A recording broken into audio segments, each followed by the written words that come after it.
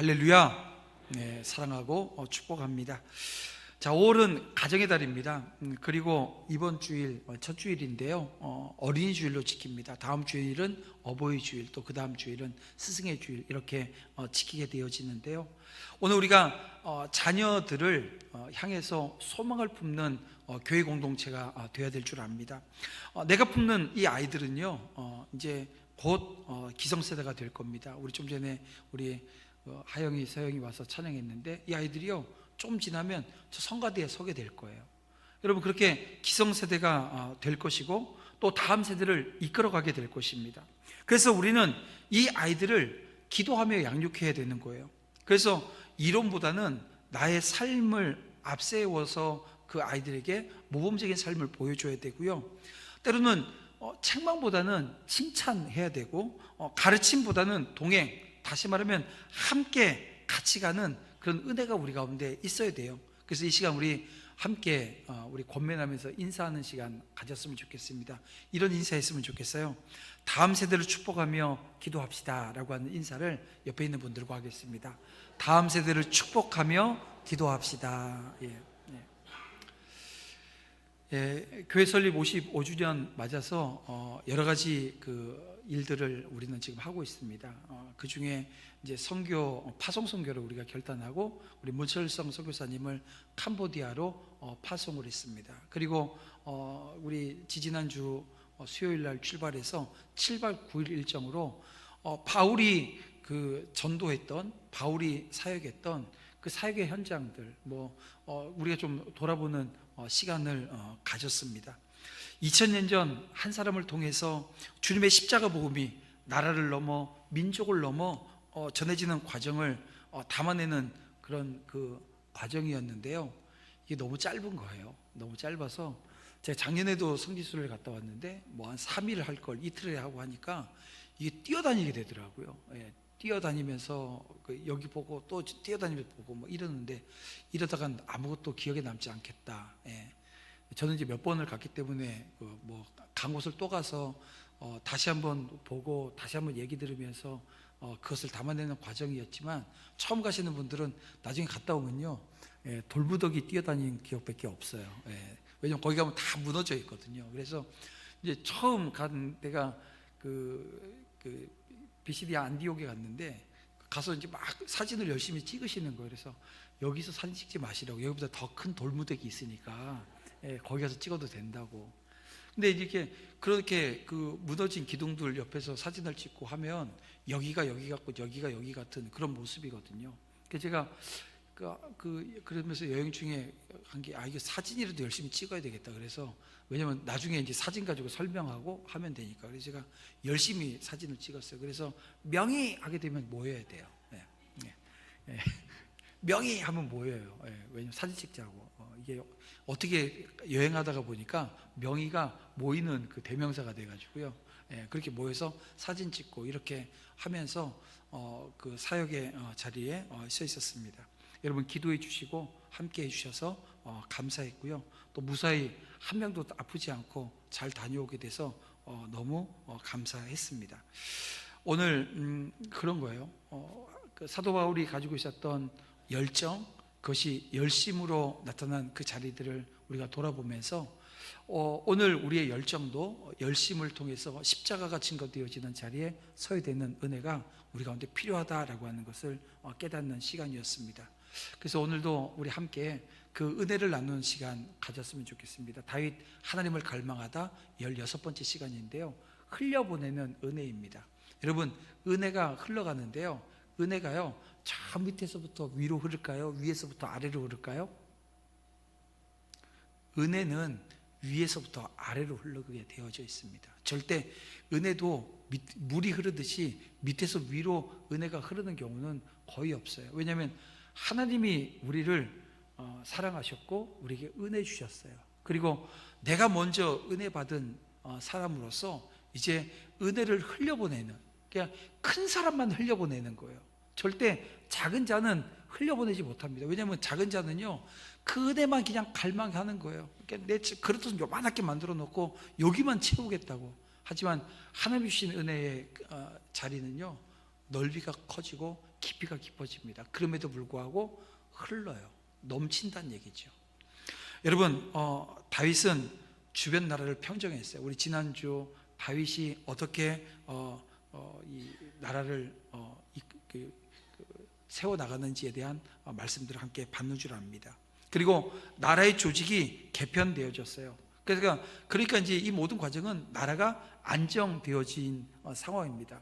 그리고 나서 다윗이 한 게 뭐냐 하면 요나단과 맺은 언약을 기억해요. 그리고 사울 집안에 남은 종을 찾아서 사울의 후손을 찾게 되어집니다. 그리고 그에게 은혜를 베풉니다.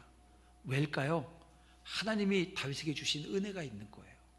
그래서 그 다윗이 그 은혜를 받아서 이제는 은혜를 흘려보내는데, 이 은혜를 흘려보내는데도 이 기준이 있더라고요. 뭐냐면 신실함이라고 하는 것이 기준되어졌습니다. 이 과정에서 다윗은 하나님의 공의와 긍휼 그리고 신실함을 잘 보여주고 있습니다.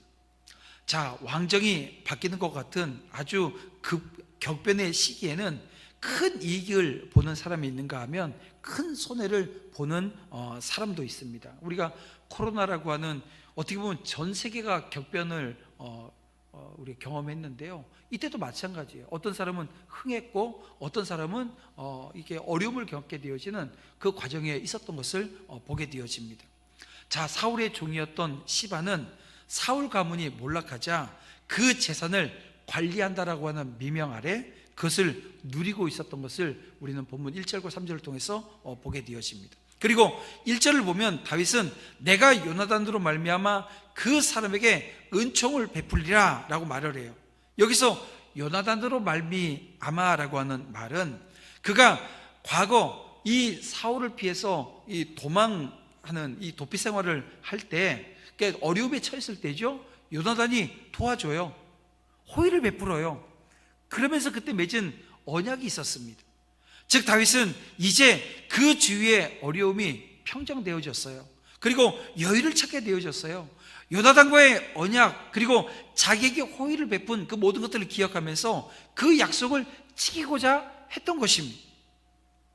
그런데 우리가 여기서 주목해야 될 것은, 여러분, 다윗이 지키고자 했던 이 요나단의 약속이 그냥 막 1년 전에 했던 약속이나 2년 전에 했던 약속이 아니고요, 오래전에 했던 약속이라는 거예요. 사울이 죽을 당시 이 무비보셋의 나이가 몇 세였냐 하면 5살이었습니다. 그런데 지금 오늘 본문 12절 말씀을 보면 이 무비보셋에겐 어린 아들 하나가 있었대요. 다시 말하면 이 무비보셋이 이제 장성해서 결혼을 해서 자녀가 있습니다. 그러니까 지금 어떻게 보면 그 요나단과 언약을 맺은 것은 대략 20년 전 일이라고 볼 수 있는 거예요. 20년 전에 한 약속을 지금 다시 꺼내놓고 그 약속 지키겠다는 겁니다. 따라서 이렇게 오래전에 맺은 약속을, 더군다나 약속을 맺었던 당사자는 이미 죽고 없어요. 지금 그 약속을 기억하면서 그 약속을 지키려고 노력한다라고 하는 것은 쉬운 게 아닙니다. 어려운 일이라는 거예요. 그러나 바로 여기에 하나님의 언약 백성으로서 성도가 보여야 될 진정한 모습이 있다는 것입니다. 왜냐하면 바로 우리 하나님이 이렇게 그 언약에 신실하신 분이기 때문에 그렇습니다. 그렇습니다. 하나님은 그 세월이 아무리 많이 흘러도 반드시 그 언약을 기억하고 지키시는 분이에요. 자, 다윗이 지금 가나안 땅을 다 정복을 했습니다. 근데 이 가나안 땅을 주겠다고 누구와 약속하신 거예요? 아브라함과 한 약속입니다. 그리고 아브라함과 한 약속이 지금 몇 년이 흐른 거예요? 거의 한 1000년이 흘렀어요. 그런데 그 하나님은 아브라함의 후손인 이 다윗, 그러니까 후손, 이 아브라함과 한 약속이 어떻게 해요? 후손을 통해서 이루시는 신실하신 하나님이라고 하는 것을 우리는 발견하게 되어집니다. 다시 말하면 하나님의 언약을 맺은 그 당사자가 죽었다 할지라도 그 후손을 통해서 이루시는 하나님이신 것을 발견하게 되어집니다. 그러므로 이처럼 한 번 언약을 맺으시면 반드시 기억하고 그 후손에게까지도 은혜를 베푸시는 그 하나님의 언약 백성으로서 오늘 우리의 삶의 자리도 누구 닮아서? 우리 하나님 닮아서 오늘 우리 또한 우리가 약속하고 언약했던 것은 신실하게 지키는 자리에 서 있어야 된다는 것입니다. 그런데 그 약속 지키는 게 쉬워요?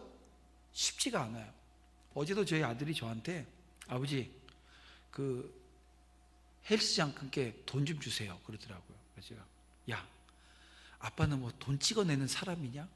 뭐 돈 달라 그러면 내가 바짝바짝하고 뭐 바로 주는 거냐 그랬더니 픽 하고 삐졌어요. 그래서 방에 들어가고 이러고 앉아 있는 거예요. 그래서 야 이 남자놈의 새끼가 지금 그 아빠가 그런 얘기했다고 또 삐져갖고 그러고 있냐 그랬더니 아빠가 그 헬스장 다니라고 그 알아보라고 해서 알아보고 지금 돈 달라 그랬는데 그러면서 약속도 안 지킨다는 식으로 얘기를 하더라고요. 가만히 생각해 보니까 제가 그 얘기를 했어요. 네. 기억을 못 하는 거예요. 분명히 제가 애한테 너 운동 좀 해야 되겠다. 헬스장 좀 알아봐라 했는데 하도 바쁘게 왔다 갔다 하다 보니까요. 예, 잊어버렸어요. 근데 얘가 삐져갖고 들어가갖고 아빠 약속했잖아요 하는데 기억을 못 하는 거예요. 예. 그러면서 아빠가 돈 찍어내는 기계냐 뭐 이런 얘기나 하고 있고 참 어제는 좀 민망하더라고요. 여러분 그런 거예요. 우리가 누군가 약속을 해요. 그 약속을 지켜야 되는데 오늘 우리는 어때요? 이게 망각해요. 오늘도 우리 이음성 고사님하고 장효승 고사님하고 예배 전에 잠깐 만났는데 권사님들이 저한테 그러시는 거예요. 목사님 오늘 한 얘기 다음 주에 기억 못할 수 있어. 예, 웃으시면서 요즘은 기억을 잘 못해 이런 얘기를 하시면서 그래서 제가 주보에 내드릴게요. 오늘 얘기한 거 주보에 내드릴게요. 주보 보시면서 주보 다음 주에 나가요. 이제 은퇴권사회, 명예권사회를 이제 합치기로 했어요. 그리고 이제 회장님 새로 세우겠다고 오늘 얘기 다 하고 해서 누구를 세울 거고 또 어떻게 할 거예요 하고 말씀드렸거든요. 근데 다음 주에 기억 못 하실 수 있대요. 그래서 제가 주보에 낼게요. 이렇게 말씀드렸어요. 사람은 그래요. 오늘 우리가 다 기억하지 못해요. 왜냐하면 유한해요. 그리고 이 뇌가요 다 한계가 있는 거예요. 이게 끝까지 가지를 못해요. 그래서 오늘 우리가 어떻게 보면 연약한 모습을 가지고 있는 인간이라는 것입니다. 그런데요 그럼에도 불구하고 어떤 게 있어야 돼요? 신실함이 있어야 되는 거예요. 이걸 지켜내는 자리에 서야 된다는 겁니다. 그래서 기억 못해서 알려주면 그 약속을 지키려고 노력하는 모습, 그리고 그것을 온전히 이루어내는 자리에 서야 된다는 거죠. 여러분 한번 언약을 맺으시면 반드시 기억하고 그 후손에게까지 은혜를 베푸시는 그 하나님의 언약 백성이라고 하는 것을 우리는 기억해야 됩니다. 그리고 오늘 우리는 신의를 지키는데요 진정한 믿음과 신의가 무엇인지를 이 세상에 알려주고 보여주는 그 자리에 서야 됩니다. 이 세상의 신이 자기가 기준이잖아요. 이 세상에 한번 날 믿어봐 다 거짓말일 수 있어요. 나 믿어 안 믿어 이 얘기는요 그 역사 이래로 다 거짓말이었던 거 여러분 아시죠? 특히 이제 오빠 믿어 안 믿어 이 얘기는 거의 대부분 거짓말입니다. 그러니까 오늘 우리가 사는 삶의 자리에 우리 믿는 사람들이 하나님의 신실하심을 의지해서 그 신실하심을 닮아내서 오늘 우리가 신실하게 그 약속을 지키는 자리에 서는 것, 그 무엇보다도 중요하다는 거예요. 그리고요 그 약속을 지키는, 어떻게 보면 그 약속을 지키는 자리가 내가 헌신하고 사랑하는 자리인데 이 자리에는 언제나 수고가 따르게 되어집니다. 자, 오늘 본문 2절을 보세요. 다윗의 앞으로 시바를 불러오게 되어지는데, 근데 히브리어 원문을 보게 되어지면 이렇습니다. 시바라 그를 다윗의 앞으로 부르메라고 표현되어져 있는 이 말씀을 히브리 원문을 직역하면 이렇게 되어집니다. 그들이 시바를 소환했다라고 하는 말이 되어집니다. 성경학자들이 이 말씀을 이렇게 봐요. 사울이 죽었어요. 그리고 다윗이 왕이 되어지는데 막 격변의 시기입니다. 사울의 수족에 있던 사람들이 사울이 죽고 난 다음에 다 어떻게 했을까요? 도망갔죠. 도망가서 어떻게 했을까요? 숨었을 거예요. 왜요? 사울과 함께 했던 사람이라고 한다면 어떻게 보면 다윗에겐 정적들이에요. 그러니 도망가서 숨는 게 당연하다는 거죠. 잠적했을 거라는 것입니다. 그래서 다윗은 신하들을 통해서 이 사울의 사람들 어디 숨어 있는지 수소문했을 거예요. 쉽게 찾을 수 있었을까요? 그렇지 않아요. 쉽게 찾을 수 있는 자리에 위치해 있지 않았을 겁니다. 그래서 시바의 수재를 확인하는 게 쉽지는 않았을 거라고 성경학자들이 보는 거예요. 그리고 그를 찾아서 어쨌든 소환하게 되어집니다. 그리고 3절 이하의 말씀을 보게 되어지면 시바를 수소문 끝에 찾아서 소환한 다윗은 그에게 사울 집안의 형편에 대해서 물어요. 그리고 요나단에게 아들이 하나 있는데 그 무비보셋이 살아있다라고 하는 것을 알게 되어지자 그에게 자비를 베풀기 위해서 무비보셋에게 정확한 사실을 알아낸 이후에 또다시 로드발로 사람을 보내요. 그리고 무비보셋을 불러왔어요. 여러분, 성경을 보면 이렇게 짧게 묘사되어져 있지만 이 과정이 쉬웠을까요? 그렇지 않습니다. 다윗은 자신의 옛 약속을 지키기 위해서 사람들을 수소문하고 또 친히 사람들을 그 먼 곳에 보내는 등의 수고를 아끼지 않아요. 자, 여러분, 이 과정을 통해서 이 사랑을 베풀고자 하는, 은혜를 베풀고자 하는 자가 어떤 자세를 가져야 되는지에 대한 것을 우리는 알 수 있습니다. 여러분, 인간사 모두가 같겠지만 사랑을 베푸는 일에 있어서도 많은 수고와 노력이 따르게 되어집니다. 흔히 사람들 이런 얘기들 하죠. 사랑과 은혜를 베푸는 것이 뭐가 그리 어렵냐고. 사랑이란 받는 자가 감사하며 와서 받아야 하는 거지 베푸는 자가 특별히 뭐 애를 쓸 필요가 뭐가 있느냐 말을 합니다. 그런데 그렇지 않아요. 여러분, 지금 우리가 점심 이제 요예배 끝나고 이제 식당 올라가서 점심 식사하는데요. 오늘 메뉴가 뭐냐 하면요. 뭘까요? 애들이 좋아하는, 오늘 어린이 주일이잖아요.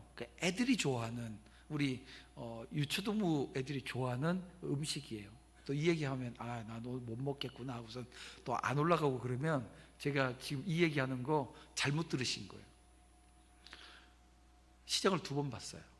왜냐하면 우리 장로님이 어제 저한테 목사님 시장 2번 봤어요. 왜요? 그랬더니 그 요청했던 거 잠시 잊어가지고 다른 거 준비했다가 그 얘기 기억나가지고 다시 시장 가서 다시 시장 봐서 다시 준비했다 그러시더라고요. 뭔지는 올라가서 드시면서 보시면 알겠습니다. 그리고 다음 주에 드실 게 첫 번째 봤던 시장복을 우리 다음 주에 이제 먹게 될 겁니다. 근데 다음 주도 맛있고 이번 주도 맛있을 거예요. 여러분, 사랑은요 그런 거예요. 수고로움이라고 하는 게 따라오게 되어집니다. 그래서 우리 이제 식당에 올라가서 딱 밥 먹는데 평상시에 막 이만큼씩 먹던 분이 오늘은 갔더니 입맛이 안 맞아. 그래서 어떻게 해요? 요만큼만 푸고 이렇게 해서 먹고 가요. 그러면 돼요, 안 돼요? 그럼 짬이 또 하나 남게 이렇게 안 돼요. 오늘 뭐가 됐든지 간에 가서 맛있게 많이 드시길 바랍니다. 왜냐하면 거기엔 사랑의 수고 있어요. 그래서 이게 교회에서 밥을 해놓으면 어떤 분은 와서 짜다, 어떤 분은 싱겁다. 싱거우면 어떻게 해요? 소금 쳐 먹고요. 짜면 어떻게 해요? 물 부어 먹고요. 짜다 매우면 어떻게 해요? 씻어서 먹고. 다 방법이 있다니까. 근데 그걸 가가지고 매우면 맵다, 싱거우면 싱겁다, 짜면 짜다 가서 계속 얘기하게 되면 식당 봉사하시는 분들이 하고 싶겠어요, 안 하고 싶겠어요? 하고 싶죠. 다음 주에는 더 잘해야지 라고 하는 마음으로 하니까 매주 식당에서 하죠. 만약에 그거 가서 맨날 그렇게 쥐어박는데 그 자리에 가서 이게 있을 수 없는 일이잖아요. 그러니까 헌신하는 사람들은 사랑에 수고하기로 결단한 사람들이에요. 그래서 사랑에 수고하면서 그런 거예요. 와서 보고선 이건 안 먹고 이건 먹고. 집에서 같으면 숟가락으로 그냥 한 대 그냥 팍 때려주면 되지만 이게 그럴 수 없잖아요. 예전에 저희 어머니가 저희 외삼촌을 식당 타박해가지고 이 숟가락으로 한 대 때려가지고 머리 빵꾸를 한번 내셨다고. 왜냐면 그때는요 이게 절대적으로 먹을 게 없는 시절이잖아요. 뭔가를 먹는 게 감사하던 시절인데 식당 타박하더래요. 그 밥 한 그릇 나온 게 얼마나 이 고생해서 나온 건데, 그래서 한 후드러 팼다고, 그래서 빵꾸 났다고. 빵꾸 나신 분이 목사님이세요. 여러분, 사랑엔 수고가 따르게 되어집니다. 그래서 사랑엔 수고가 따른다는 것을 알기에 우리 봉사하고 헌신하시는 분들은 내 수고로움이 열매 맺는 자리를 경험해야 되는 거예요. 지금 이 다윗이 자기가 맺은 언약을 지키기 위해서 그 사랑의 수고를 마다하지 않습니다. 여러분, 은혜가 그냥 흘러가는 게 아니라니까요. 내가 하나님이 받은 은혜가 내게 충만해요. 그런데요, 이 충만한 은혜가 흘러가는 과정에는 수고가 따릅니다. 때로는 막 이상한 얘기도 들어야 되고, 이상한 소리도 들어야 되고, 이상한 과정들이 있을 수 있어요. 그런데 그 모든 수고로움 그 속에서 인내를 통해서 열매 맺게 되어지는 과정이 있다라고 하는 것을 여러분 기억하셔야 됩니다.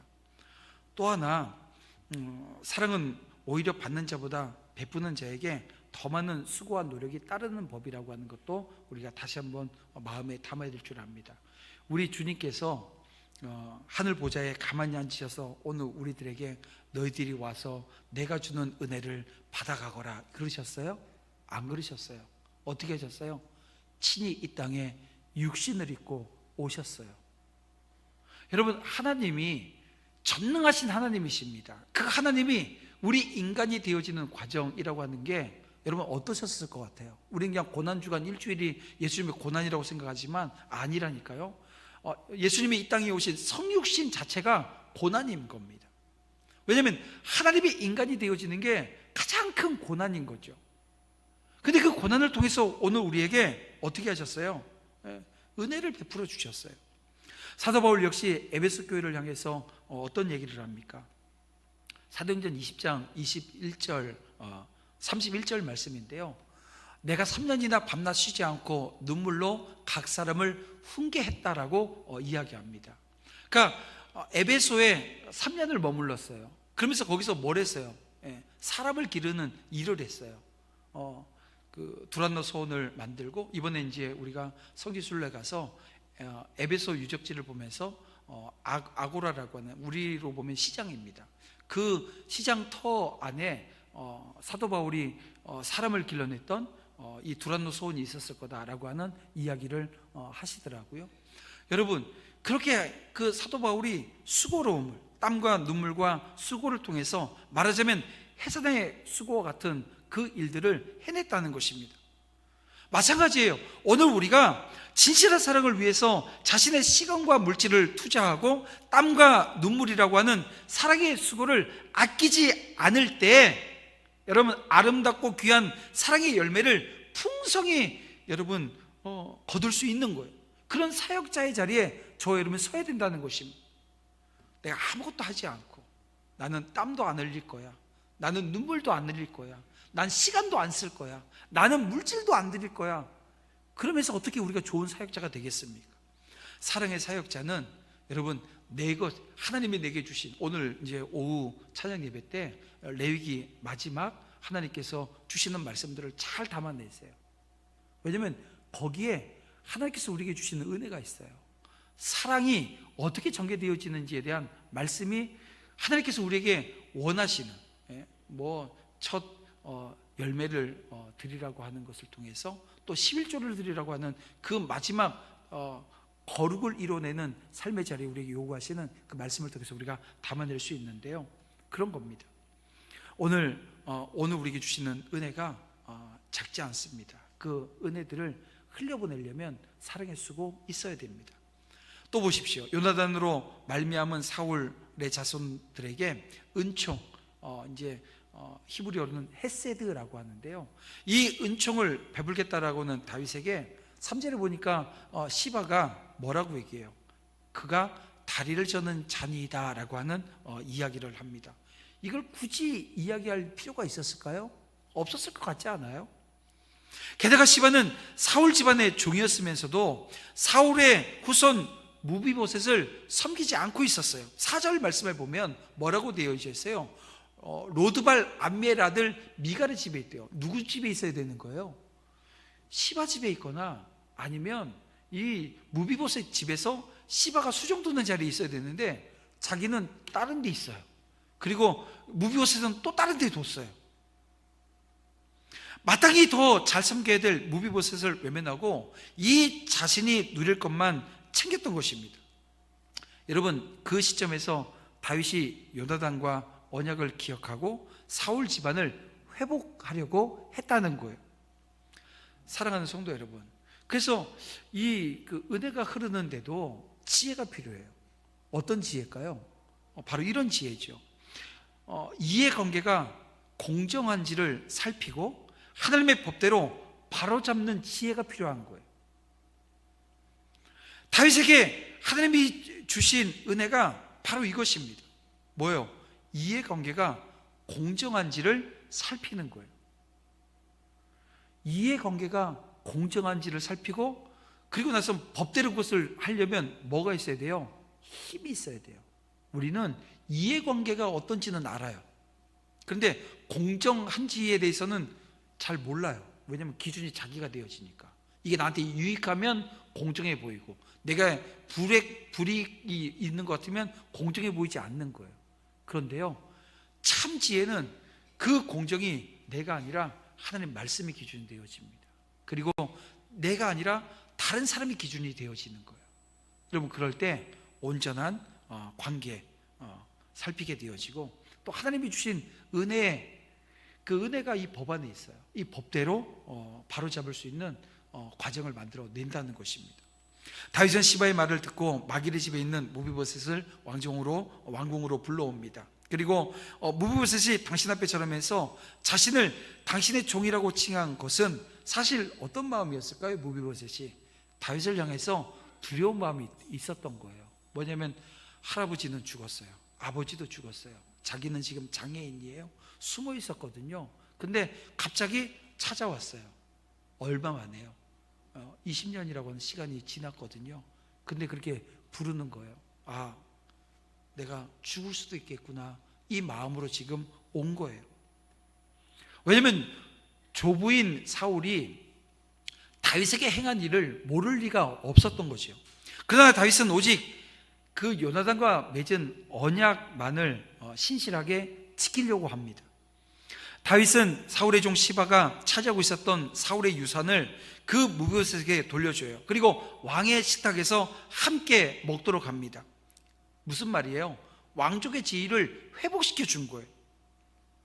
그리고 무비보셋은 이런 다윗의 은혜에 감복했을 것입니다. 자, 8절 말씀 보면 무비보셋은 자신을 선대하겠다라고 하는 다윗의 말을 듣고 어떤 표현을 해요? 다윗에게 나와 이 종이 무엇이기에 왕께서 죽은 개 같은 나를 돌아보시나이까? 라고 하는 말을 합니다. 자, 여기서 보면 개라고 하는 것, 이 히브리인들에게 개는 부정한 동물로 취급되어졌습니다. 그래서 이 개를 사람에게 적용할 때는 누구에게 적용했을까요? 이방인들을 개 취급했어요. 또 이 비천하게 짝이 없는 자들을 가리킬 때 이 개를 사용을 했습니다. 따라서 자신을 개, 더구나 죽은 개라고 지금 묘사하고 있어요. 어떤 거예요? 자기를 격화시키는 겁니다. 한없이 자기를 낮추는 거예요. 그러면서 그 죽은 개와 같은 자신을 어떻게 돌보아 주냐고 이야기하는 것은 다윗을 그럼 한없이 지금 높이고 있는 겁니다. 일찍이 사울왕 앞에서 다윗도 자신을 죽은 개라고 불렀던 것도 아마 이러한 맥락 속에서 한 행동 아니었겠나 싶은데요. 그렇다면 이 무비보셋은 왜 다윗 앞에서 자신을 죽은 개라고 부르면서 나를 돌아보시나이까? 라고 말했을까요?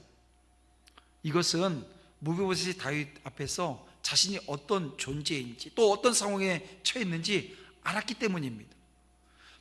당시에 다윗의 신분은 무엇입니까? 지금 이게 모든 그 이방 민족들, 이방 나라들이 다윗을 두려워하고 있어요. 어떻게 보면 이 절대 군주의 자리에 지금 서 있는 겁니다. 거기에 비하면 무비보셋은요, 몰락한 왕가의 자손입니다.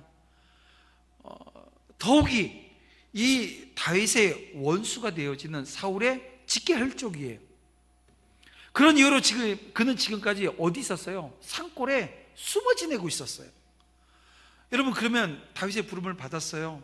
그 앞에서 떨 수밖에 없었던 것이요. 아마도 무비보셋은 이제 꼼짝없이 죽게 되었구나, 아마 이 생각을 했을 겁니다. 그런데 다윗이 그를 어떻게 해요? 복원시켜줘요. 재산을 다 돌려주고 왕과 함께 밥을 먹을 수 있는 특권을 주어줍니다. 여러분, 왕과 밥 먹는 게 특권이에요? 지금 우리가 생각하는 생각하고는 좀 달라요. 여러분, 대통령이 여러분 불러서 밥 한번 먹자 하면 뭐라 그러겠어요? 저는 먼저 핸드폰 꺼내가지고요, 제 스케줄을 확인할 거예요.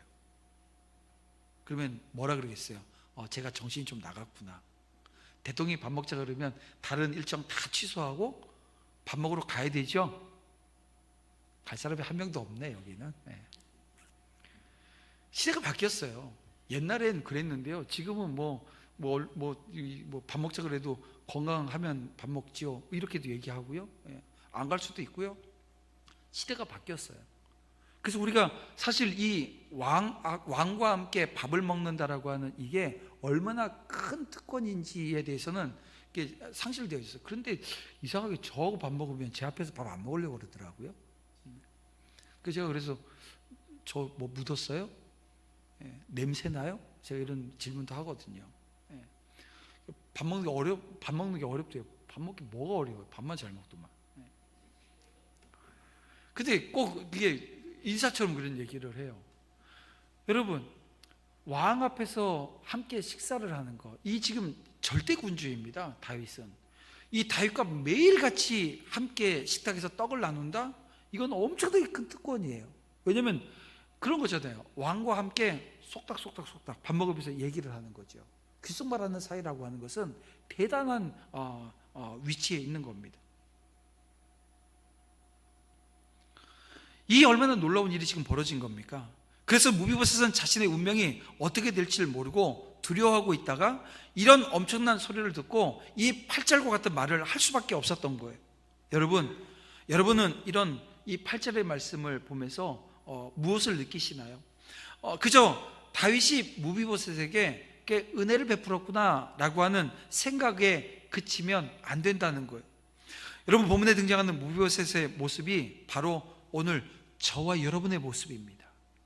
여러분, 무비보셋이 영적인 측면에서 보게 되어지면 바로 오늘 우리의 모습을 대변하고 있다는 거예요. 여러분, 오늘 우리는 죽은 개 같은 존재였다는 겁니다. 적어도 하나님 앞에선 그랬어요. 우리는 본래 하나님 앞에 설 수 없는 존재들이었습니다.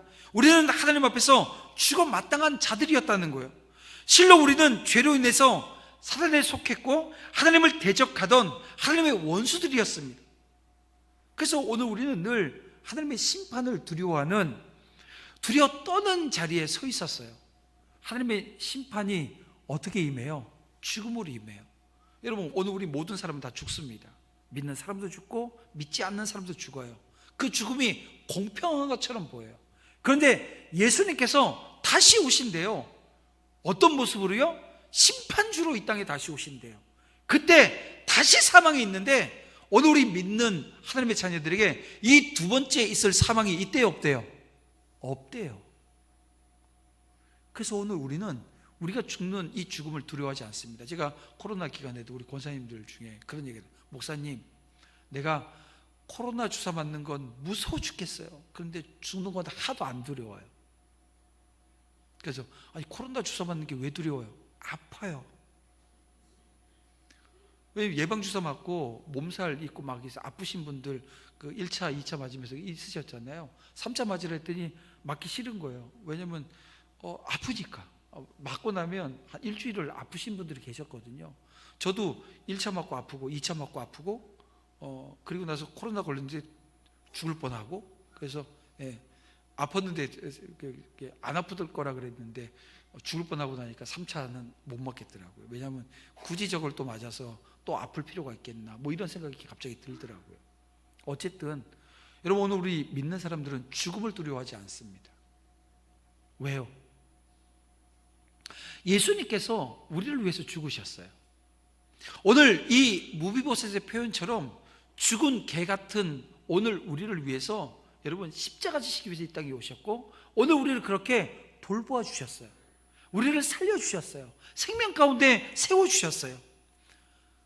하나님께서 오늘 우리를 십자가의 은혜로 말미암아 회복시켜 주셨다는 겁니다. 하나님의 자녀들을 삼아주셨고 하나님의 상에서 먹고 마실 수 있는 특권을 우리에게 주셨어요. 여러분, 이것이 얼마나 놀라운 은혜입니까? 얼마나 감격스러운 일입니까?